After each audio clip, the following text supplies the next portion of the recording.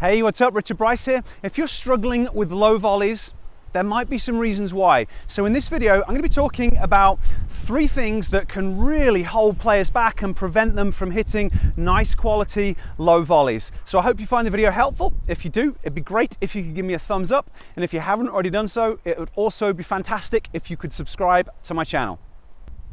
Okay, so the thing that really makes low volleys hard is that you've got to get down low. Now, you've probably heard before that you want to keep the racket above the hand when you volley. So on low volleys, often that means you've got to get down really low.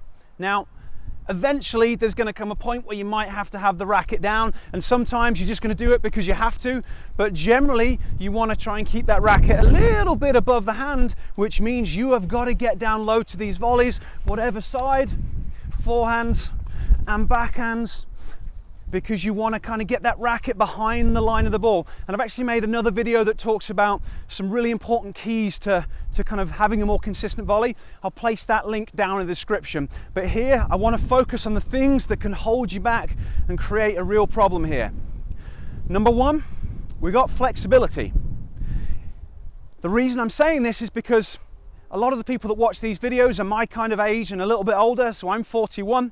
I was never flexible. I'm actually more flexible now than I ever was, but you have to have a certain amount of flexibility if you want to be able to get down to these balls. You just require flexible hips in order to get there. You know, the less flexible you are, you can do it. You can get down and slowly get back up, but to really have a good quality low volley, to be nice and dynamic with it, you've got to have the ability to get low and kind of move through a full range of motion. Because dealing with a volley here that's low is one thing, but dealing with a volley there is another thing, because you know, there has to be some hip flexibility to do this stuff.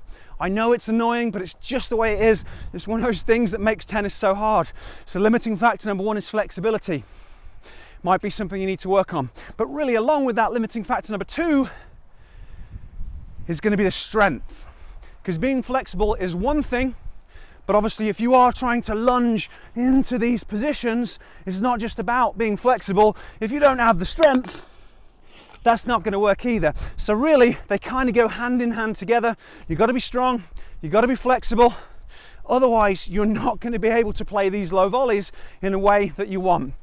Luckily, I mean, the flexibility can be a little bit more challenging, and I'll make some other videos about that another time. But the strength, it's really easy. It's just kind of the good old-fashioned grunt work. You got to work on your lunges, practice them, get down low, work on both sides, just suck it up. If you want to be a better tennis player and you don't have the strength, you got to work on these lunges, make your legs stronger, so then you can just enjoy being down nice and low on these volleys. So that is limiting factor number 1. And number 2, it's just the way it is. Limiting factor number 3 is kind of a little bit more complicated. I'm not going to focus so much on vision here. Obviously, vision is important. You need to be able to quickly react to the ball so you can see where it's going, so you can line your racket up, so you can do all that good stuff. So I'll place a link to my free vision program down below and up there so you can grab hold of that. But here I want to talk about the balance system. Your balance system that lives in your inner ear, it is really important for all this stuff. We've got specific reflexes that allow us to keep our eyes locked on a ball, specific reflexes that allow us to keep our spine stable when we move. And sometimes people's balance system just doesn't work as well as it should do, and because of that, their brains aren't going to want them lunging into all these crazy positions. So that can actually be something that holds a lot of players back, is how this balance system is functioning. Now, this can also be part of the reason why players aren't flexible, because tight muscles are actually just your brain's protective mechanism. So if you spend all day stretching and you work on it, and every day you wake up and you're like, oh, my hamstrings are just as tight, it's because your brain is holding them tight for a reason. So potentially working on the strength might help, but often these tight hips, these tight hamstrings, these tight muscles, because the balance system is not working as well as it needs to meet the crazy demands of playing tennis.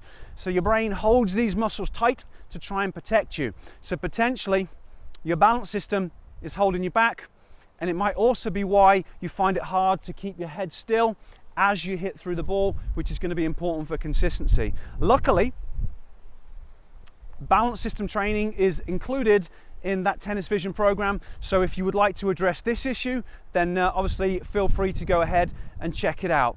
But the main take homes from this video is going to be your body has to work in a certain way to play tennis at the level you want. If you're struggling with these low volleys through lack of strength and flexibility, you have got to work on it so that you can perform in the way that you want on court. Okay, I hope you found this video helpful. If you have, it'd be great if you give me a thumbs up. If you've got any questions or comments, leave them down below.